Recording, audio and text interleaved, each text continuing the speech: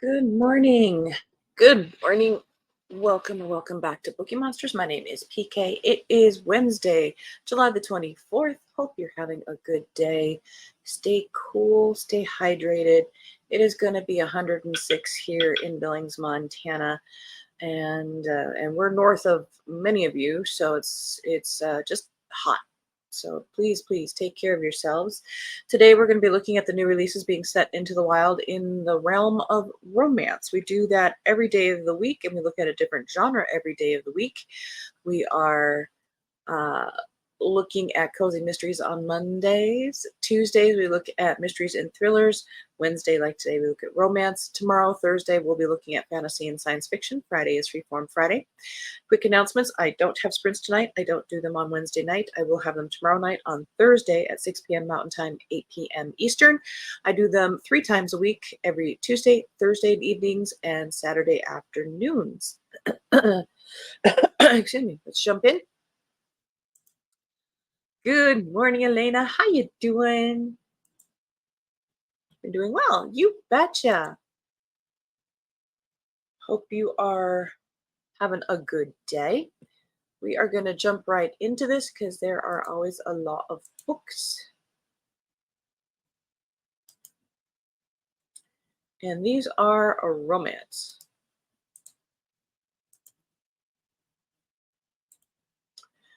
Kathy Yardley has a new one. This is Do Me a Favor. Willa Lou Endicott moved from California to the Pacific Northwest to start over. Since her husband's death, she's been struggling to get back her old career as a cookbook ghostwriter. Unfortunately, her latest project, ghostwriting for a viral cooking sensation known more for his washboard abs than his meals, has her stuck. Until she meets her new neighbor. Hudson Clark, the handyman next door, lives on a farm with his parents and 2 adult children. He's the opposite of everything she's ever known. His happily chaotic life includes biker barbecues, an escape artist dog, and adorably menacing goats. He's also got a sinfully sexy smile and a rumbling bass voice that makes her shiver. He inspires her. From their first meeting, the two fall into an escalating cycle of favors, paybacks, and attraction, even though Will is trying to keep her distance. They both have their own past to deal with. Now they just have to figure out if they have a future. And that is Kindle Unlimited.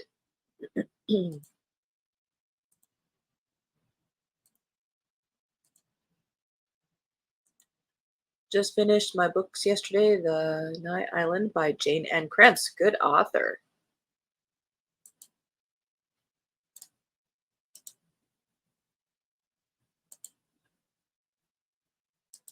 Never Date a Roommate by Paula Ottoni. Ottoni. Different ways to say it.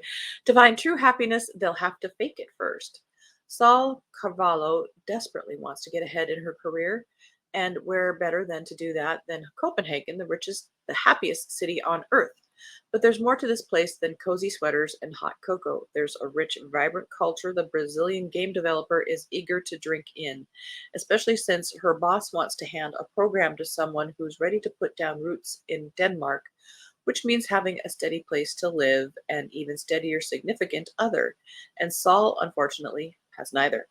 Unless she can convince a Viking look-alike Eric Storm to be her roommate and maybe even her fake boyfriend. But Eric lost everything the last time he got involved with a roommate, including the app he developed. Convincing him to take a risk on her is a big ask, but Saul is up for the challenge, as long as she can ignore how he fills a room with that broad chest and somehow makes stoic brooding look sexy. Instead, she'll win him over with the end goal. Her promotion will bring down their mutual tech nemesis. Before long, though, the lines between what's fake and what's real blur.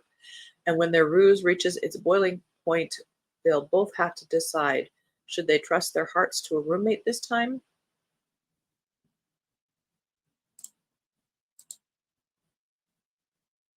If you're doing a country by country kind of challenge, there's one for Denmark.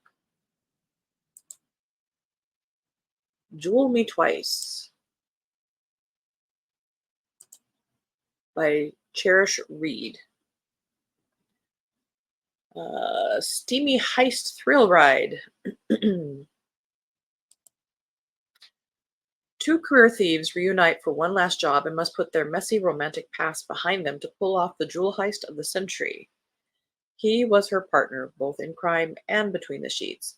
It's been 5 years since professional thief Celeste St. Pierre laid eyes on Magnus Larson. These days, she runs a Manhattan antique store, but her talent for stealing beautiful, shiny things hasn't faded. And as a chance reunion over a locked safe proves, neither has the heat between her and her gorgeous ice cool Magnus. For Magnus, only one thing beats the thrill of getting away with robbery, and that's the woman he's tried hard to forget. Their last job together ended in disaster, but if they're going to honor their mentor's last wishes to pull off the theft of the century, they'll have to temporarily put their grudges behind them. Crisscrossing Europe on a real life treasure hunt, Celeste and Magnus quickly rediscover how well they work together. The higher the stakes, the hotter the sexual tension. But one slip up, and it won't be only jewels on the line, but a future that, just maybe, has been the ultimate prize all along.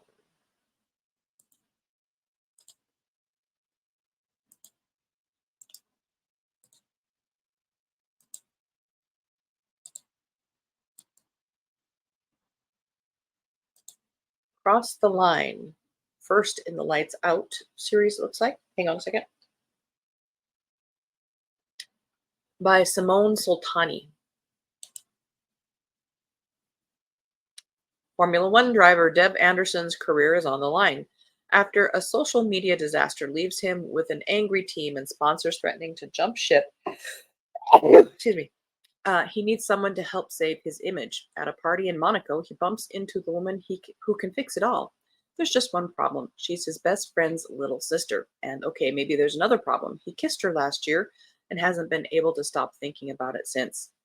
Recent college grad Willow Williams needs a job. She may have a talent for seeing the bright side of any bad situation, but it's hard to stay positive when she's struggling to get hired. So when Dev offers her a temporary solution, she can't help but say yes, even if it means ignoring the crush she's had on him since childhood. Willow and Dev are determined to keep things strictly professional, regardless of old feelings and the blazing chemistry between them. But in the glittering and high stakes world of Formula One, some lines are meant to be crossed.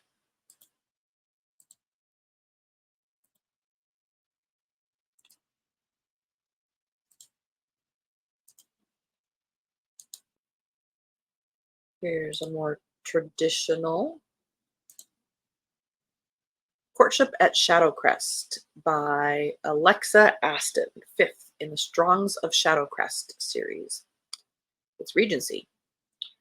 The return of the Duke of Seaton's heir apparent after an absence of almost 2 decades has set polite society buzzing. Shortly after James Strong's arrival in London, his father, ill for several years, dies. Now Duke of Seaton and the owner of Strong Shipping Lines, the new Duke turns the ton at a Twitter when he weds Mrs. Sophie Strong, a widow who inherited Neptune Shipping Line from her husband and has the audacity to run the shipping empire herself. Two of the Duke's sisters, Lady Pippa and Lady Georgina, have already wed, and Seaton and his Duchess are now hosting a house party at the end of the season. With more Strongs ready to make love matches, polite society watches with bated breath to see who will secure an invitation to the house party and what couples will emerge from the social gathering betrothed. Sorry, that time Dukes did not own, they were not involved in merchant things. Nope, nope, nope. But we'll overlook that. They look down on merchanting, shall we say. Only lower class worked. Countess of Stars by Kimberly Cates. Second in the Struck by Lightning. That is a beautiful dress. That's a beautiful cover. A Reckless Vow. After her beloved mother's death, Lady Grace Elliot makes a promise to her heartbroken little brothers never to leave them. She has no idea what that vow will cost her.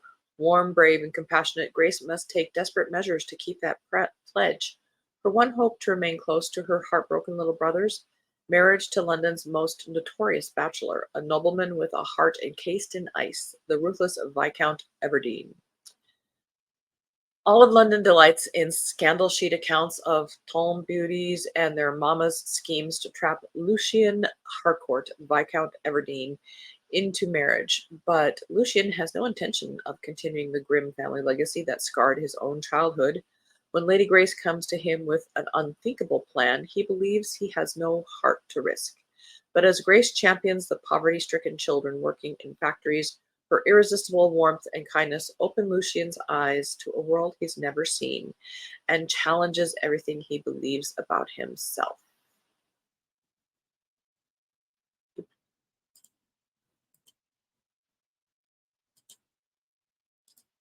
Janet Daly has a new one. This is a new one. I did double check it. Calder Country, fourth in the Calder brand series. This is for fans of Yellowstone. 1920s, Blue Moon, Montana. There is no Blue Moon, Montana. I live in Montana. The small cattle town is alight with the excitement of cars, telephones, and airplanes. But as new inventions and new roles for women collide with prohibition and the rising battle between gangsters and the FBI, Blue Moon finds itself and some of its most infamous residents and powerful families at a crossroads and in battles of their own between hearts and minds. Heir to the Hollister Ranch on his mother's side, Mason Dollaride is back home after a 5-year prison sentence for smuggling bootleg liquor. Cynical and daring, he's already up to his old tricks, having his goods trafficked to him by plane until the pilot is injured in a crash and captured by federal agents. Ruby Weaver learned to fly from her smuggler father. To keep him out of prison, she agrees to take over his route and go undercover to help the feds break up a bootlegging ring. Mason is only part of that large operation, but he's the rugged, rebellious, and tantalizingly irreverent part that makes an impression.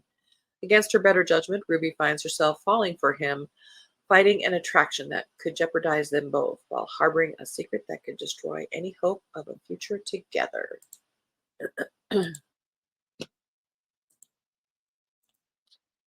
Rayanne Thane has a new one.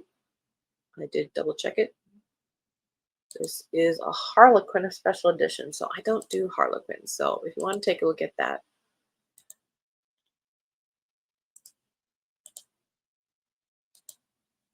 there's just too many Harlequins to do in a day.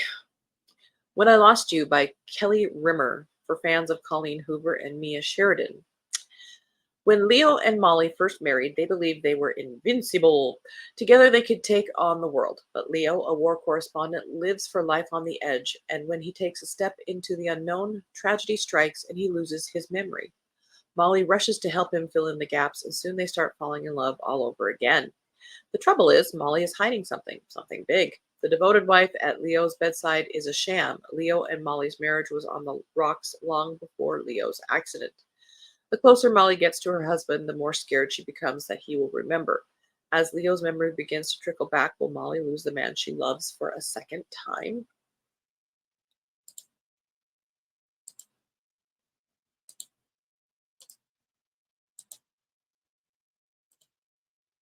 Louisa James has a new one. I did check. It is new. Viscount in Love, first in the Accidental Brides series. He wants a nanny, not a bride. Suddenly guardian to twins, Viscount Dominic Kelborn is luckily betrothed to a suitable lady until she elopes. With no time to woo, Dominic decides to marry his fiance's unconventional sister. Tori isn't perfect, but their kisses are so passionate that society thinks he's actually chosen her. She wants to marry for love. In the wrong time for that. Tori has never been able to make sense of words on a page, so she has turned her talents to art. She longs for a man who values her as she is, but marries for the sake of the twins. She doubts Dominic is capable of love, let alone respect, but as their heated debates turn into something more, Tori begins to imagine a life as a wife, not a nanny. But when the arrogant Viscount finds his Viscountess has stolen his heart, he'll have to give all he has to win her love. And he has no shirts, so maybe she can help him with that as well.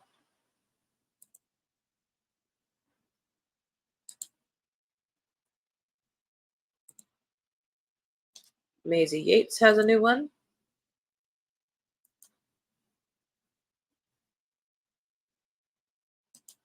Hometown Legend. Hang on a second. Did I check this one?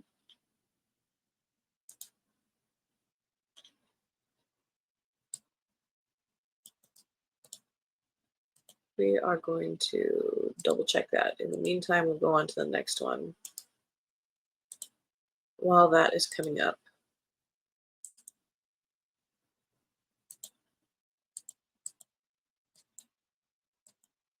Oops.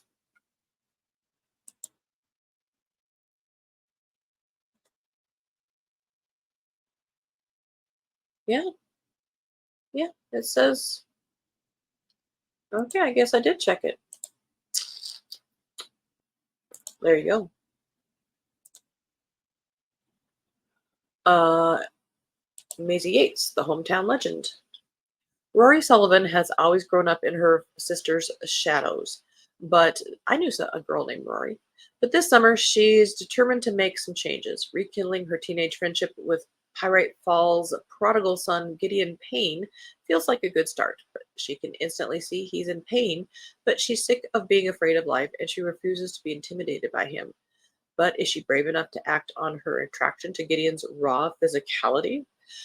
Decorated Army hero Gideon's return has sent the local community into parade planning overdrive. Except Gideon isn't the all around golden boy who left. His life imploded in the same explosion that caused his honorable discharge from the Army. He lost his career, his marriage, and he damn near lost himself. Gideon knows Rory is far too innocent for someone as damaged as him, but the scorching hunger between them is irresistible. All he can offer is something temporary, unless Rory can make Gideon see he's capable of giving her everything she needs.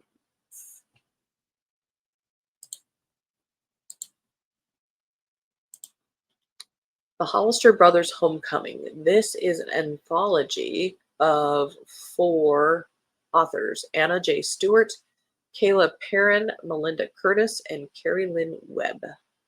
Edited by Leslie Robin. For the four Hollister brothers, Sea Glass Bay means home, family, and most recently, heartbreak. Taken in as foster kids by Clay and Lita Hollister, their rocky starts in life were turned around thanks to stability and unconditional love. Despite their successes as adults, Lita's death 2 years ago shook the brothers to their core, but not nearly as hard as Clay's recent announcement he's getting married again to his late wife's best friend. It's not something the brothers want to hear nor easily accept, but the family is family no matter what.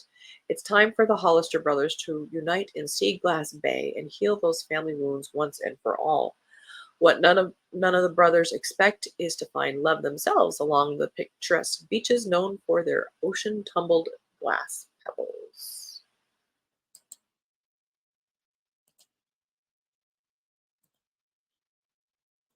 Oh, we got a Highlander one.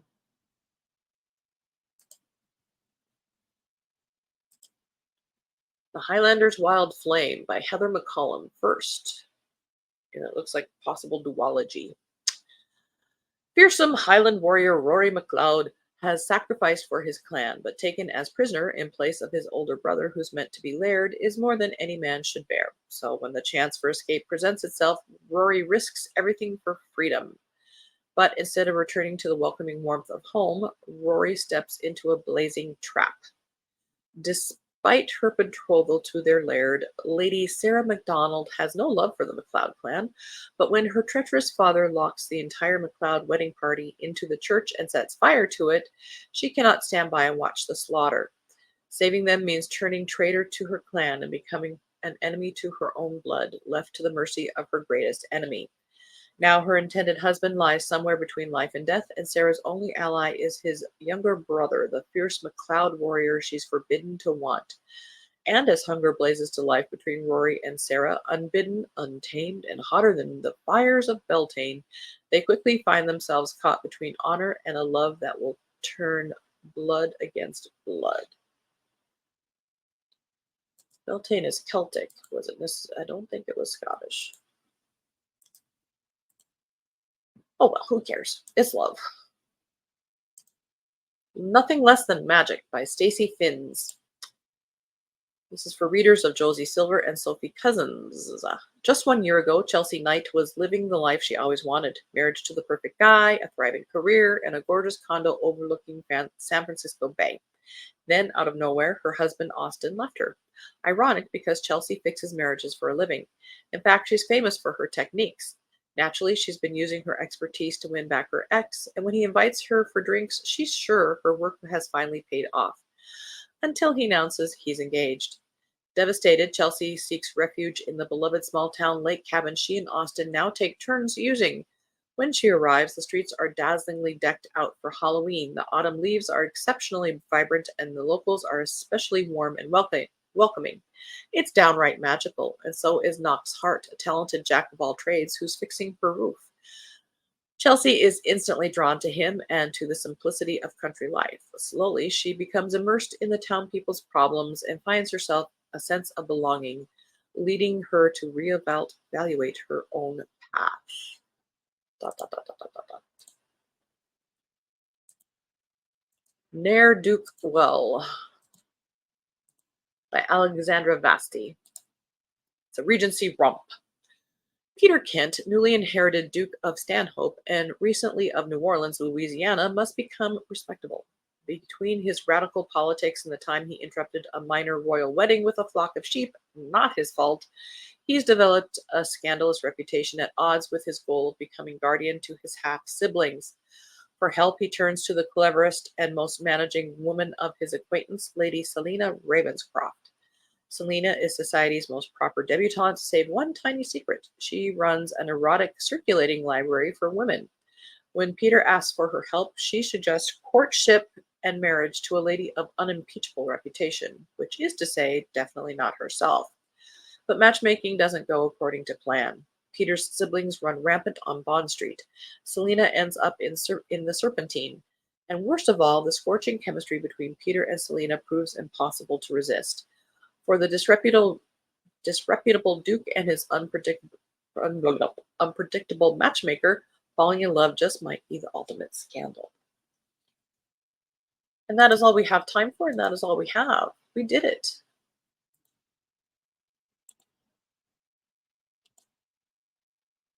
All right.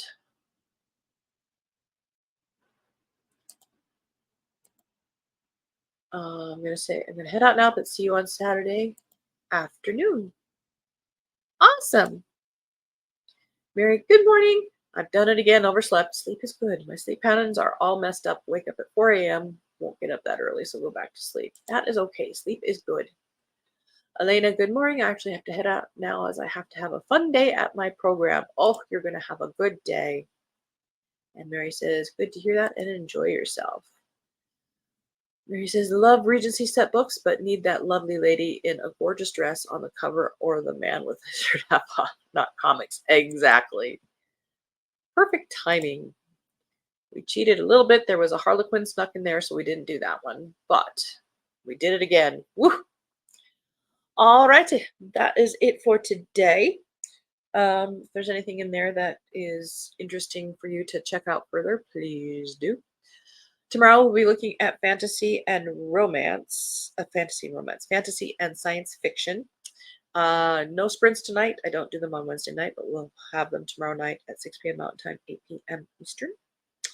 Hope you guys have a good day. Please stay as cool as possible and hydrated. As I mentioned at the beginning, we're going to be 106 today.